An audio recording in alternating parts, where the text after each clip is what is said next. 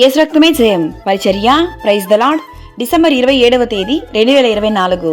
ఈరోజు దేవుని వాక్యము.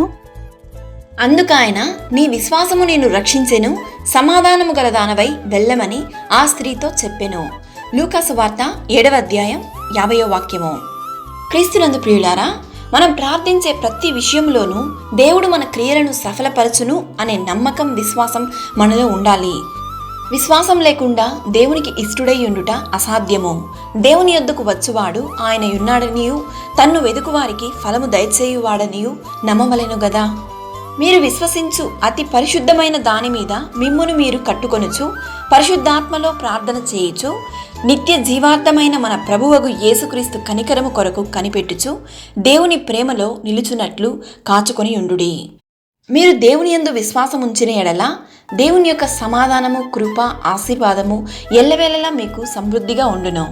మీరు విశ్వాసంతో చేసే ప్రార్థనలన్నీ దేవుడు ఈరోజు మీకు దయచేయునుగాక. యెహోవా మీ ఎడల దయ చూపునుగాక. ఆమేన్. God bless you.